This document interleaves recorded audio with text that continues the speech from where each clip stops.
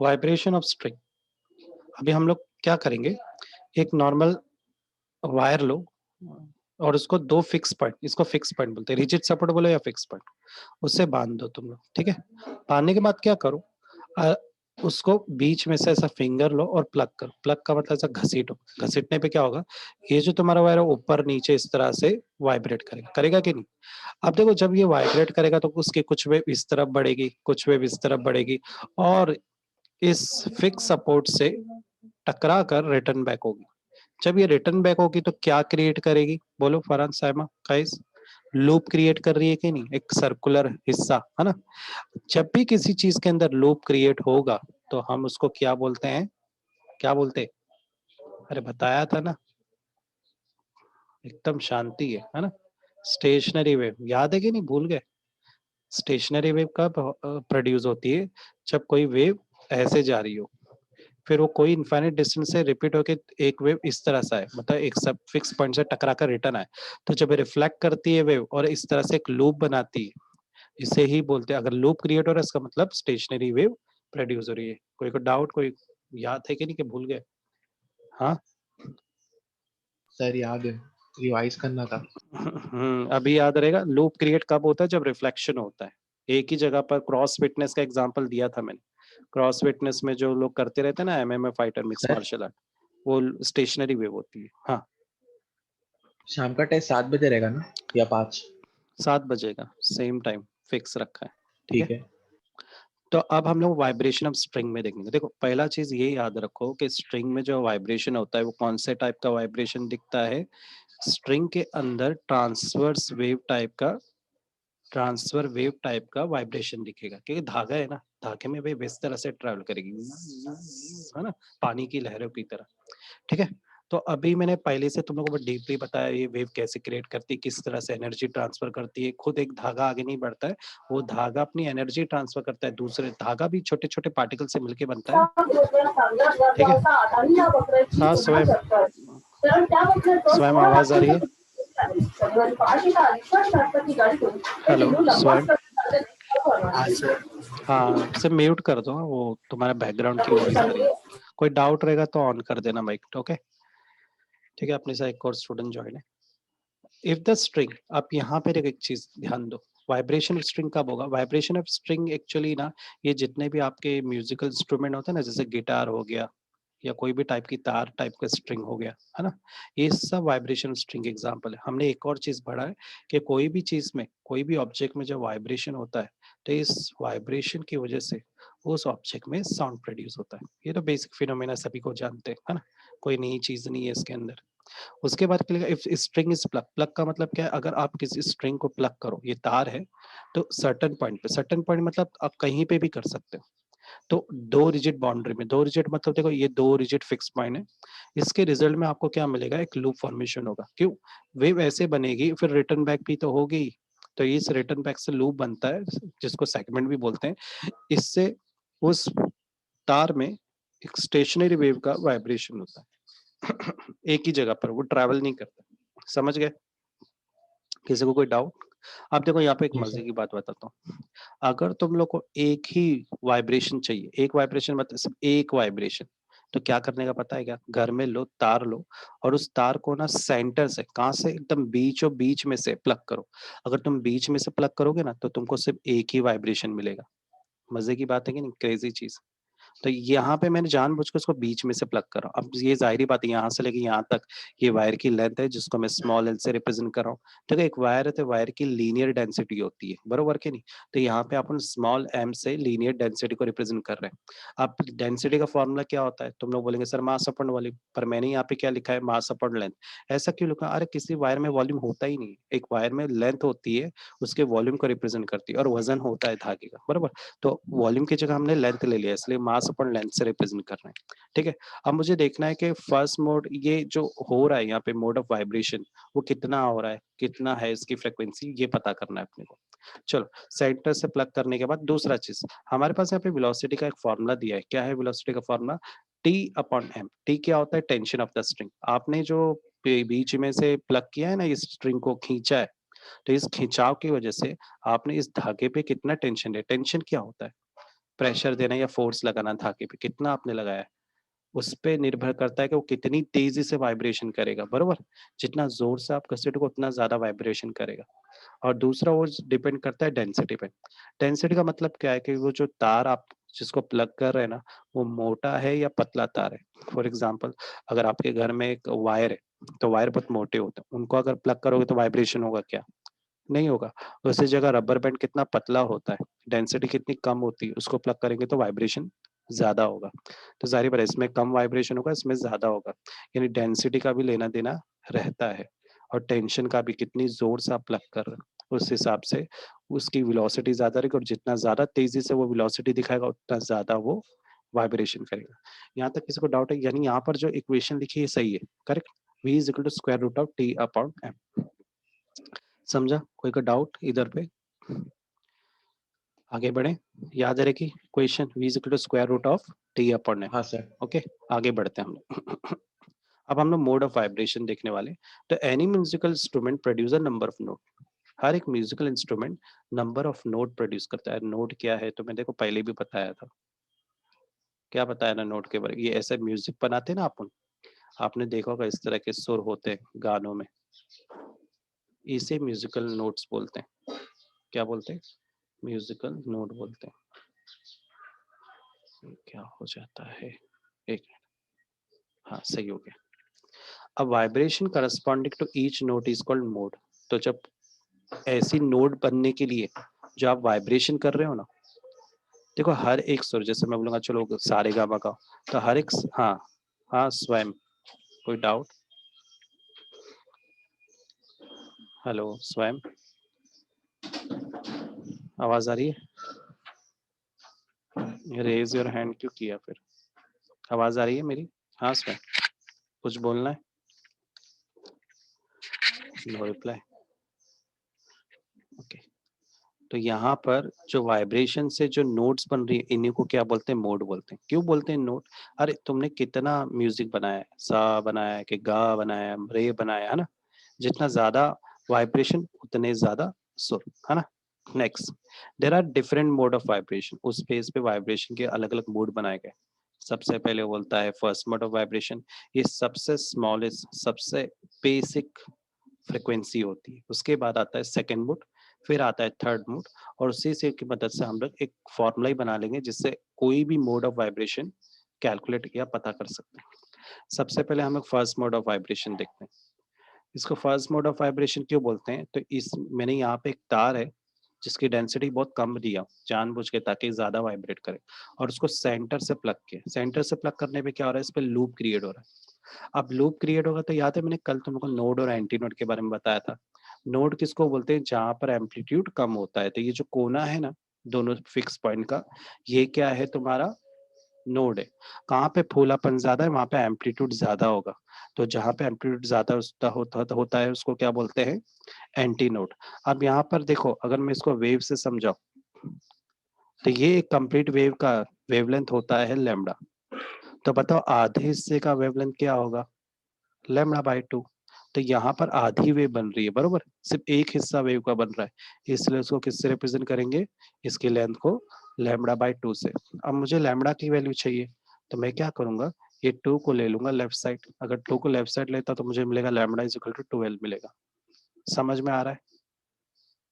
अब दूसरा, यहाँ पे बताओ कितने नोड और एंटी नोड है? एक लूप फॉर्म होने में एक नोड लगता है, एक एंटी नोड लगता है, और दो नोड लगते हैं। तो एक एंटी नोड, दो नोड से हम एक लूप फॉर्मेशन करते हैं। समझ में आ रहा है? अब आगे, लेंथ का फॉर्मूला है लैम्डा बाई टू, और लैम्डा क्या मिला मुझे? 2L मिला। देखो यहाँ पे मैंने लिखा है।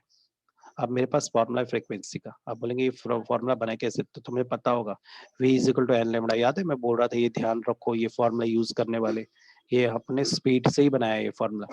ठीक है, अब n को इधर ही रहने दो, लैम्डा को ले लो लेफ्ट साइड, तो ये हो जाएगा n is equal to V upon lambda. v का फॉर्मूला क्या था? Square root of root T upon M, और लैम्डा की वैल्यू क्या है? 2L। करेक्ट ना? अब क्या करो, 12 को साइड में लिख दो इस तरह से, 1/12, और टी को एज इट इज, कुछ भी किया नहीं, सिर्फ अरेंज किया है। तो फर्स्ट मोड ऑफ वाइब्रेशन का वैल्यू क्या आ रहा है? 1/12 square root of T upon M. तो फर्स्ट मोड ऑफ वाइब्रेशन को फर्स्ट हार्मोनिक भी बोलते हैं। क्या बोलते हैं? First harmonic. वाइब्रेशन भी बोलते हैं। किसी को कोई डाउट है फर्स्ट मोड ऑफ वाइब्रेशन में कोई भी पार्ट में? हाँ, कैस, फरहान, साइमा, स्वयं, नहीं सर। कुलसुम, क्लियर है? कुलसुम क्लियर है? कोई डाउट? पहले में आया ना तो बाद में और डाउट आएंगे क्योंकि इससे लिंक है सेकंड मोड। ठीक है, नेक्स्ट है सेकंड नहीं mode of sir. Vibration. Okay, second mode of vibration को फर्स्ट ओवरटोन भी बोलते हैं। अब इसमें क्या देख रहे हैं आप, क्या करो मालूम है, बीच में से करोगे तो एक लूप बनता है। अब देखो मैं ट्रिक बताता हूँ, किसी तार में अगर दो मोड बनाना है ना, तो तार को बीच में नहीं, साइड में करो प्लग, इधर पे करो, कोई भी साइड में करो, इधर या इधर, तो इसमें दो, ऐसे दो लूप बनेंगे। अब ये दो लूप जब जाते हैं ना तो ये रिफ्लेक्ट होकर से लूप बनाते हैं, पता है ना, ये रिपीट होता रहेगा वेव। अब इसके अंदर जो लेंथ है, अब मैं जरा बताता हूँ वेवलेंथ क्या होती है। जब ऐसा एस बनता है तो उसको, इसके डिस्टेंस को वेवलेंथ बोलते हैं। देखो यहाँ पर दोनों वेव है कि नहीं, दोनों वेव है तो यहाँ का लेंथ क्या होगा, लैम्बडा होगा। पर यहाँ पे लैम्बडा वन क्यों लिया है, अरे डिफरेंस के लिए, कि फर्स्ट मोड में अपने लैम्बडा वर्ड यूज किया था ना, सेकंड मोड में हम लैम्बडा वन यूज करेंगे। ठीक है, अब दूसरा देखते हैं लूप फॉर्मेशन। कितने नोड और एंटी नोड है इधर पे, ये देखो ये जो पॉइंट्स है इसको नोड बोलते हैं। कितने नोड है, तीन। एंटी नोड कितने हैं, एक, दो, दो। तो अगर दो लूप फॉर्म करना है तो कितने एंटी नोड लगते हैं, दो एंटी नोड और तीन नोड लगते हैं, करेक्ट। अब लूप की लेंथ देख लेते हैं, तो लेंथ ऑफ द लूप क्या है, एल, एल अपॉन टी। ये काफी बेसिक से किया है, ये मत डायरेक्ट देख लो, मैंने नीचे को लिखा है lambda one is equal to L, है ना, डायरेक्ट समझ में आ रहा है। इसने क्या क्या ऐसा बताया कि आधे की लेंथ लैम्बडा बाय टू, इस आधे की लेंथ लैम्बडा बाय टू, फिर दोनों को ऐड किया है, ऐड करने पे लैम्बडा ही आएगा आंसर, बरोबर ना। तो इसने बहुत डीपली बताया, क्या हो जाएगा, टू लैम्बडा बाय टू हो जाएगा, आंसर आएगा लैम्बडा। ये आया लेंथ का आंसर, है ना। तो इतना मत करो, डायरेक्ट समझ में आ रहा है तो जरूरत नहीं है, बरोबर। अब मैं क्या करूंगा, फ्रीक्वेंसी का फॉर्मूला यूज कर। फ्रीक्वेंसी का फॉर्मूला क्या है, N1। अब यहाँ पे N1 क्यों लिखा हूँ, सेकंड मोड देख रहा हूँ ना, तो नंबर देना पड़ेगा ताकि डिफरेंस पता चले कि ये हम अलग चीज की स्टडी करें। क्या रहेगा, V अपन लैम्बडा, V पे मत देना, V कांस्टेंट है, V की वैल्यू क्या है, square root of T upon M, और लैम्बडा क्या है अपने को मिला L, बरोबर। ये टू अभी कंसिडर मत करो। अब क्या करो, इस इक्वेशन को divide and multiply by two करो, यहाँ पे भी टू से डिवाइड एंड मल्टीप्लाई किया। ठीक है, नेक्स्ट क्या करो, ये जो टू है इसको बाहर निकाल दो एज एट, और ये जो टू है एल के साथ ऐसा साइड में ले लो, और ये रूट टी एम को ऐसे अरेंज करके लिख दो। अब तुम्हें पहले से पता है ये जो हिस्सा है ना, ये इक्वेशन, ये फर्स्ट मोड ऑफ वाइब्रेशन का है कि नहीं। ये इक्वेशन देखो, फर्स्ट मोड ऑफ वाइब्रेशन क्या मिला था, 1/12 रूट टी अपन एम। तो क्या मैं इसकी जगह पर एन ले सकता हूँ कि नहीं, तो अगर मैं एल लेता हूँ तो मुझे इक्वेशन क्या मिलेगी, N1 is equal to 2N। इसका मतलब क्या है कि जो सेकंड मोड ऑफ वाइब्रेशन होता है वो 2 टाइम्स ज्यादा होता है फर्स्ट मोड ऑफ वाइब्रेशन से। समझ में आया इसका बोलने का मतलब क्या है, कि सेकंड मोड ऑफ वाइब्रेशन में 2 टाइम ज्यादा होता है, ऑफ कोर्स ज्यादा होता है, देखो लूप ज्यादा है ना, 2 लूप है। समझा, कोई डाउट यहाँ पे, समझा साइमा, स्वयं, आगे बढ़े। अब इजी हो गया, अगर समझ में आ गया ऊपर को, तो थर्ड मोड का मतलब क्या होता है, 3 वाइब्रेशन, इसको सेकंड ओवरटोन भी बोलते हैं, है ना। अब जरा लूप फॉर्मेशन है, कितने नोड और एंटी नोड है बताओ फरहान, एक, दो, तीन, चार नोड है। एंटी नोड कितने हैं फरहान, एक, 3 दो, तीन, वेरी गुड, तीन, है ना। तो यानी अगर थर्ड मोड ऑफ वाइब्रेशन बनाना है तो आपको कितने नोड और एंटी नोड देने पड़ेंगे, 3 4 नोड और 3 anti 4 node. Node 3 anti node. अब यहाँ पे अपन क्या करेंगे, फ्रीक्वेंसी के लिए अलग सिंबल ले लेंगे, एन टू लैम्बडा टू ले लेंगे वेवलेंथ के लिए। अभी देखो ये एक लैम्बडा बाय टू, आधा आधा वेव देखने का, lambda by two, lambda by two, तो टोटल कितना हो गया length, 3 lambda by two, correct ना, 3 लैम्बडा बाय टू। इसको L2 लिख देते ताकि पता चले कि ये थर्ड मोड ऑफ वाइब्रेशन है, बरोबर। अब मेरे को लैम्बडा चाहिए, तो लैम्बडा क्या हो जाएगा, लैम्बडा टू, ये टू को ले लो लेफ्ट साइड, तो हो जाएगा 2L2/3, है ना। अभी क्या अपन क्या करेंगे, 2L2 मैंने गलत लिख दिया, ये 2 ऊपर गया, नहीं बरोबर लिखा है मैंने, 3 लैम्बडा अपॉन 2, नीचे क्या लिखा हुआ है, सही है सही है। मैंने ये इक्वेशन बनाई थी, है ना, डायरेक्टली। समझे कैसे बना लैम्बडा का इक्वेशन। अब वापस से same formula, N2 is equal to V upon lambda two, V की वैल्यू है square root of T upon M, lambda two है 2L/3, रीअरेंज करो, ये तीन इसके साथ मल्टीप्लाई हो रहा है, बरोबर ना, तो तीन को मैंने बाहर कर दिया, और ये 1/12 को देखो, इसको ऐसे लिख सकता हूँ, 3 into 1/12 square root of T upon, लिख सकता हूँ कि नहीं, अगर मैं ऐसा लिखता तो मुझे पता है ये first mode of vibration. So can I say that if this is first mode of vibration, can I say that third mode of vibration is equal to 3, and that means third mode of vibration बराबर है 3 first mode of vibration के, 3 गुना बराबर है 3 mode of vibration के. समझ में आया? इसको थर्ड हार्मोनिक भी बोलते हैं और सेकेंड ओवरटोन बोलते हैं. ओके, कोई डाउट यहाँ पे? तो एक काम करते हैं, एक फॉर्मूला ही बना लेते हैं ना. जैसे यहाँ पे एक फॉर्मूला बना लेते हैं 2p-1 करके, है ना. एक फॉर्मूला बना लेते हैं जिसमें p की वैल्यू क्या है 0 1 2 3 है. ये पुट करके हम लोग अलग अलग, ये तुम्हारे टेक्स्ट बुक में फॉर्मूला दिया हुआ है, मैं वो दिखा देता हूँ. वो फॉर्मूला कैसे दिया है वो देख लेते हैं.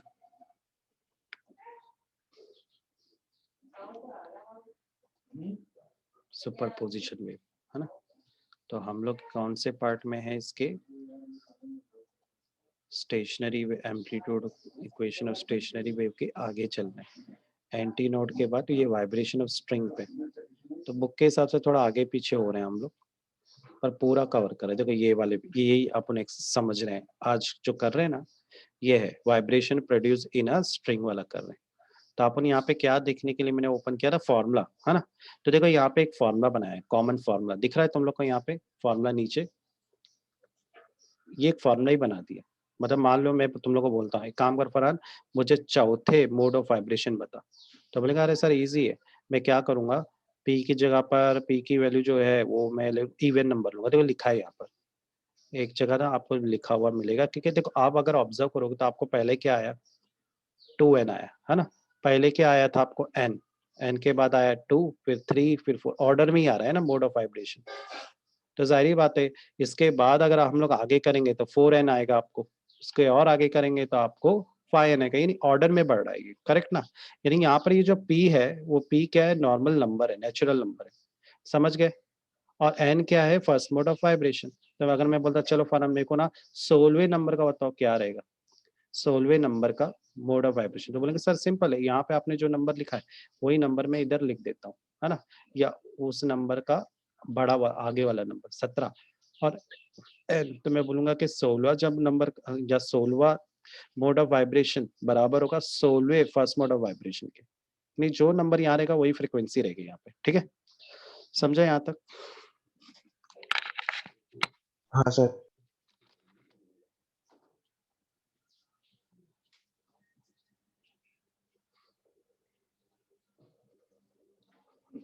यानी यहाँ पर जो फॉर्मूला दिया हुआ है उस फॉर्मूले के जरिए हम लोग कोई भी मोड ऑफ वाइब्रेशन निकाल सकते हैं. ठीक है, हम लोग को कोई भी मोड ऑफ वाइब्रेशन अगर बोलता है तो हम लोग इजीली कैलकुलेट कर सकते हैं. अब आते हैं लॉ ऑफ वाइब्रेटिंग स्ट्रिंग में. देखो उसमें भी ये दिया हुआ है, उसके बाद ही है देखो लॉ ऑफ वाइब्रेटिंग स्ट्रिंग, यही कर रहे हैं हम लोग यहाँ पे. लॉ ऑफ वाइब्रेटिंग स्ट्रिंग के लिए हम लोग फर्स्ट मोड ऑफ वाइब्रेशन का ही फॉर्मूला लेंगे. ठीक है, जो क्या है n=1/12 square root of root t/m. Okay. अब first law of length, law of length में आपको सिर्फ इस पे ध्यान देना है, ये है दिख रहा है आपको. तो मैं देख सकता कि फ्रीक्वेंसी के इनवर्सली प्रोपोर्शनल है. तो मैं बोलूंगा first mode of vibration is inversely proportional to the vibrating length. कब? जब इसके अंदर टी और एम क्या होना चाहिए, कांस्टेंट. समझा कैसे बनाते हैं? अब इसको अगर मैं इधर ले लेता हूँ तो ये का N L equal to constant. मान लो 2 वायर है तो उसके बेस में मैं लिखूंगा n1 l1 equal to n2 l. समझा? किसी को डाउट है? कुलसुम क्लियर है यहाँ तक गाइस? अब लॉ ऑफ टेंशन देखें तो मैं देख सकता इस फॉर्मूले में एन और जो स्क्वायर रूट टी है, बाकी को अगर मैं गोली मारूं तो दोनों आपस साथ में, तो मैं बोलूंगा डायरेक्टली प्रोपोर्शनल है. कब? जब एल और एम कांस्टेंट हो. अगर बराबर सामने आमने सामने ही है तो अगर प्रोपोर्शनलिटी साइन हटा के कांस्टेंट लगाओ तो ये डिवाइड में इसके ऊपर आ जाएगा. क्या बनेगा? N upon square root of T.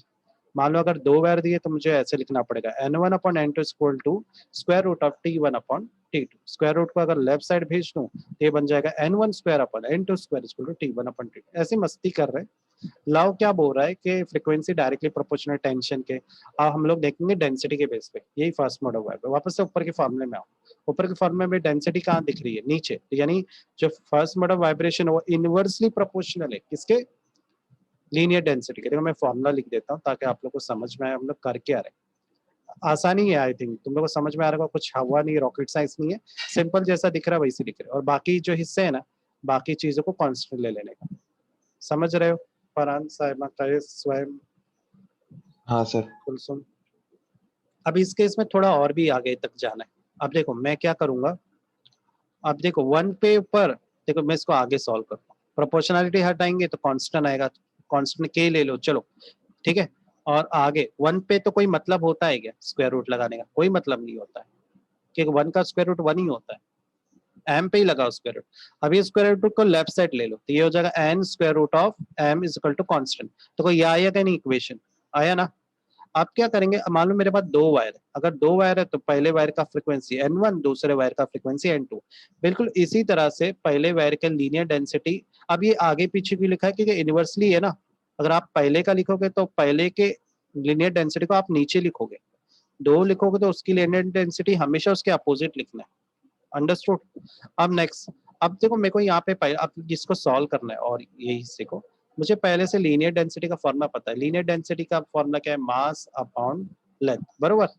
अब यहाँ पे रुक जाओ, देखो अब मैं आगे बढ़ता तो मास क्या दिया, rho into V upon L, correct. अब बोलेंगे सर ये रो इंटू वी का आया कैसे, तो इधर आओ, नॉर्मल डेंसिटी का फॉर्मूला क्या है, मास अपॉन वॉल्यूम, करेक्ट। तो मास को यही रहने दो, वॉल्यूम को ले लो लेफ्ट साइड, तो मास क्या हो गया, डेंसिटी इंटू वॉल्यूम। आप आई होप समझ में आया होगा कि रो इंटू बी कैसे आया। सेकंड, वॉल्यूम का फॉर्मूला क्या रहेगा वायर के हिसाब से, एरिया इंटू लेंथ।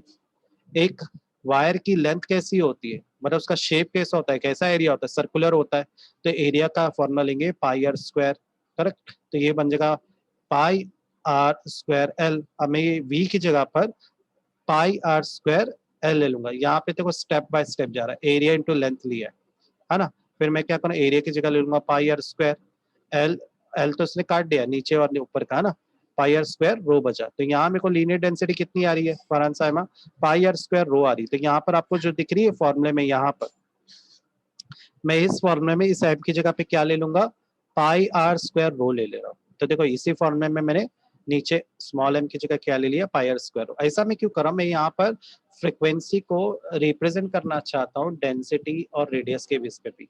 तो मुझे यहाँ पे ये पता चल रहा है कि मेरा जो फ्रिक्वेंसी है वो डेंसिटी के भी इनवर्सली प्रोपोर्शनल है और मेरा फ्रिक्वेंसी रेडियस के भी इनवर्सली प्रोपोर्शनल। समझ में आया क्या समझ रहे हैं हम लोग।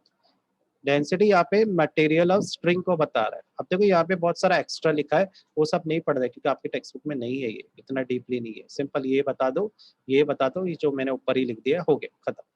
समझ गए, कोई डाउट है यहाँ पे? तो ये वाला पार्ट भी हमने कवर कर लिया, law of length, law of tension, law of linear density को आपने कितना इजी दिया है ना, ज्यादा कॉम्प्लिकेशन नहीं किया, मेरे में थोड़ा सा एक्स्ट्रा दिया। नेक्स्ट आते हैं हम लोग स्पेसिफिक ग्रेविटी और रिलेटिव डेंसिटी पर। ये बुक में मैंने देखा तो मुझे मिला नहीं, लेकिन इस पे न्यूमेरिकल दिख रहे हैं मुझे, और शायद ये पार्ट नहीं है तुम लोग को। और स्पेसिफिक ग्रेविटी में यहाँ पे सर्च मारो, है ना, रिलेटिव अगर रहेगा तो आ जाएगा, रिलेटिव डेंसिटी नहीं दिखा रहा है। अगर सिर्फ स्पेसिफिक, देखो ये पार्ट मेरे को मिल नहीं रहा था, पर इस पर मुझे बैक साइड न्यूमेरिकल मिल गया, पर टेक्स्ट बुक में मैंने बहुत ढूंढा, मुझे मिला ही नहीं डेंसिटी से रिलेटेड कोई कॉन्सेप्ट। तो मैं डेंसिटी लिख के ही ढूंढ रहा हूँ, है ना। तो टेक्स्ट बुक से गलती हो गई, क्या हुआ है वो नहीं पता मुझे, पर ये पार्ट नहीं है, है ना, तो हम ये पार्ट नहीं पढ़ेंगे, हम लोग डायरेक्टली आगे बढ़ जाते हैं। अब आते हैं study of vibration of air column. ये बहुत ही very very very important part है, ये बोर्ड एग्जाम में इसके आने के चांसेस हाईएस्ट है। अगर ये बोर्ड एग्जाम में आ गया मान लो, तो ये डायरेक्टली 4 मार्क्स का आएगा, फुल मार्क्स का आने वाला है, डायरेक्ट सेक्शन डी में आएगा, फ्री के मार्क्स रहेंगे, ठीक है। यहाँ पे हम लोग क्या देख रहे हैं, study of vibration of air, air के अंदर कौन से वाइब्रेशन की स्टडी कर रहे हैं, कौन से टाइप का वाइब्रेशन रहेगा, कौन से टाइप की वेव रहेगी, लॉन्जिट्यूडनल वेव। यार ये सिंपल है यार, वाइब्रेशन होगा तो साउंड ही प्रोड्यूस होता है ना। तो यहाँ पे हम लोग ऑर्गन पाइप यूज करते हैं। ऑर्गन पाइप का मतलब क्या, तुम्हारे घर में नॉर्मल प्लास्टिक का पाइप होगा ना, अरे तुमने देखा नहीं है गाँव में वो फुकनी होती है ना, जिससे आग को जलाने का काम करता है, फूकती है अम्मी, ऐसा फुकनी रहती है, ऐसा पाइप रहता है, दोनों हिस्से से ओपन रहता है। तो जो लेडीज होती है ऐसा फूकती है एक साइड से और आग को जलाने का काम करते हैं। गाँव में बहुत इस्तेमाल करते हैं इसको, जो जहाँ पे गैस वैस नहीं है ना, लकड़ी से चूल्हा रहता है वहाँ पे, ठीक है। तो ये उसी की बात हो रही है ऑर्गन पाइप की, ठीक है। तो ऑर्गन पाइप क्या होता है, पाइप वो होता है जो फिल्ड विथ एयर होता है। देखो जारी बात है, ये पाइप खुला हुआ है, ओपन पाइप है, तो जाहिर बात है इसके अंदर हवा जा सकती है, fill with air which when vibrate. और ये जब हवा इसके अंदर जाती है ना, तो हमने देखा होगा जब फुकनी को मारते हैं ना, उसमें से आवाज आती है, फू फू ऐसी आवाज आती है। क्यों? जब एयर अंदर रहती है तो एयर अंदर टकराती है और वाइब्रेट करती है, जिससे क्या होता है, साउंड प्रोड्यूस होता है। अरे वाइब्रेशन होगा तो साउंड प्रोड्यूस ही होगा। तो जब किसी पाइप के अंदर एयर वाइब्रेट करती है, तो ऐसे पाइप को ऑर्गन पाइप बोलते हैं। ऑर्गन पाइप दो तरह के होते हैं, एक ओपन ऑर्गन पाइप होता है और एक क्लोज ऑर्गन पाइप होता है। ओपन का मतलब क्या होता है, तो फुकनी एक अच्छी एग्जांपल है। ये दोनों साइड से खुली हुई होती है। या घर में क्या करो, एक पेपर लो, उसको रोल कर दो, ठीक है। अब दोनों साइड से अगर उसका मुंह खुला हुआ है, सिलेंडर के जैसा है, तो मैं बोलूंगा आपने ओपन पाइप बनाया। एक एग्जांपल लेते हैं, हमारे बॉडी के अंदर जो नसें होती है, एक नस को काट लो दोनों हिस्सों से, तो कैसी होती है, ओपन प्लेस होती है, ओपन पाइप की तरह ही तो होती है ना, ऑर्गन पाइप। क्लोज पाइप का मतलब क्या होता है कि आप क्या करो, एक हिस्से से उसको खुला रखो और दूसरे हिस्से को बंद कर दो। एक एग्जांपल देता हूँ, कैपिलरी ट्यूब तो पता होगा ना सभी को, या टेस्ट ट्यूब पता है कि नहीं, टेस्ट ट्यूब लैब में यूज किए कि नहीं तुम लोग? हाँ तो टेस्ट ट्यूब एक अच्छी एग्जांपल है क्लोज ऑर्गन पाइप की, जरा फूको। या तुम लोगों को पता है बचपन में स्कूल में बच्चे क्या करते थे मालूम है, वो अपनी पेन का ढक्कन को ऐसा पकड़ते थे, ये ढक्कन रहता था पेन का, और ऊपर से सब फूकते थे। जब ऊपर से फूकते थे क्या होता था, आवाज निकलती थी, है ना, सताते थे क्लास में, टीचर वो कौन आवाज किया। तो ये सीटी क्यों बजती थी, क्योंकि अंदर हवा जाती थी और टकरा के वापस से बाहर निकलती थी। इस तरह के पाइप को क्लोज पाइप बोलते हैं। सोचो हम इस्तेमाल भी करते थे और हमें पता ही नहीं है ना। तो ये जो पेन से सीटी बजाते हैं, ये सब क्लोज पाइप की एग्जाम्पल है, क्योंकि तो पेन की सीटी एक साइड से बंद रहती थी और एक साइड से खुली रहती थी। टेस्ट ट्यूब भी हो गया, है ना। ओपन पाइप में कौन आएगा, कैपिलरी ट्यूब देखा है क्या, दोनों साइड से वो खुला रहता है ना। तो कैपिलरी ट्यूब हो गया। या तुम्हारे घर में एल्यूमिनियम फॉइल होगा, तो एल्यूमिनियम फॉइल जब खत्म होता है तो अंदर एक पाइप रहता है, वो दोनों साइड से खुला रहता है कागज का, उसमें कभी फूकना, फूकोगे ना आवाज सुनाई देगी, ऐसा करके होता है कि नहीं। तो जो ओपन ऑर्गन पाइप होता है, ये ऑड और इवन हार्मोनिक निकालता है, मतलब इसमें से जो सुर निकलेंगे ना, ऑड इवन दोनों निकलेंगे। ऑड इवन का मतलब क्या है, मतलब एक ही सुर निकालता हूँ मैं, मतलब सा सा सा, मतलब देखो सा में मैंने वैरायटी निकाला, है ना। तो एक ही सुर को अलग अलग स्टाइल में अगर तुम लोग बोलते हो, जैसे मान लो एक एग्जांपल, कोई सॉन्ग है जो तुम लोग बहुत गाते हो, हाँ, कोई पिक्चर का सॉन्ग चल रहा है अभी लेटेस्ट, तो जैसे अगर कोई सॉन्ग हो गया, अभी तुम लोग के हिसाब से कोई सॉन्ग बताओ, चलो स्वयं, फैज कुलसुम, साइमा, कोई सॉन्ग गाते हो तुम लोग, या कोई पता है सॉन्ग? कोई सॉन्ग नहीं गाते क्या तुम लोग? फरहान, कोई सॉन्ग याद है या पता है? हाँ, वास्ते वाला एक सॉन्ग मेरे को याद है, पुराना सॉन्ग है ना, वास्ते जा भी दूं। अभी देखो ये मैंने एक सुर गया, अब इसको अलग तरीके से गाते हैं, वास्ते जा भी दूं। देखो एक ही चीज को दो तरीके से सुर दिए, तो एक बार मैंने ऑड सुर दिया, एक बार इवन दिया। अब कौन ऑड है इवन वो नहीं पता, लेकिन सुर देखो एक ही चीज को हमने दो तरीके से गाया, दैट इज कॉल्ड ऑड और इवन हार्मोनी। समझा? फरहान, साइमा का स्कूल सुन, ठीक है। सर, एग्जाम में अगर इसका डेफिनेशन आएगा what is meant by odd and even harmonic, तो उसको क्या नहीं, लिखेंगे कभी सर? नहीं आता है, ऑड इवन नहीं हार्मोनिक का आएगा? डेफिनेशन नहीं आता। ठीक है हार्मोनिक सर। आता है, तो harmonic we know about harmonic, है ना। हाँ, इट वो तो ओपन इन रहेगा। बोथ इट, इतना डीपली नहीं आता, स्कूल का हो जाएगा फिर बोलेगे मैं 700 भी बताता हूँ, फिर लिख देना।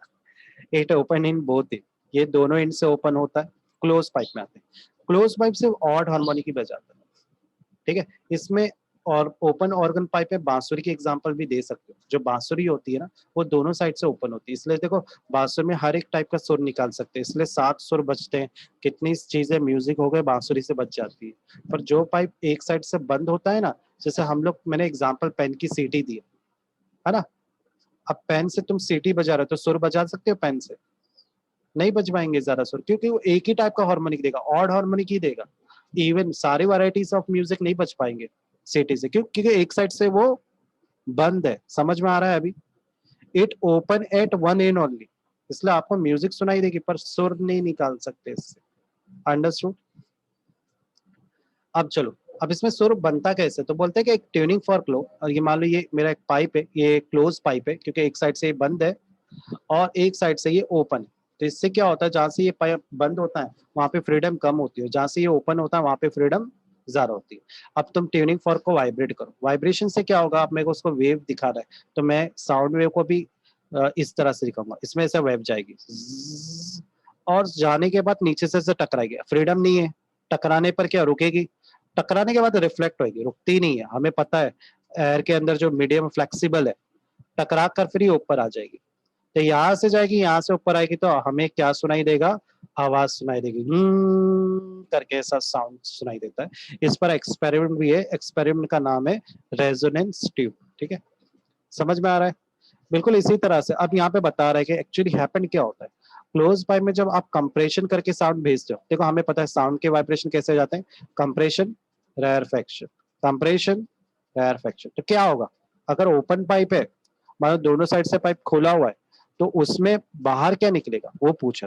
तो अगर आप कंप्रेशन भेजते हो तो बाहर भी कंप्रेशन ही निकलेगा ओपन पाइप में, और अगर रेयरफेक्शन भेजते मतलब एक्सपांशन, तो रेयरफेक्शन ही मिलेगा।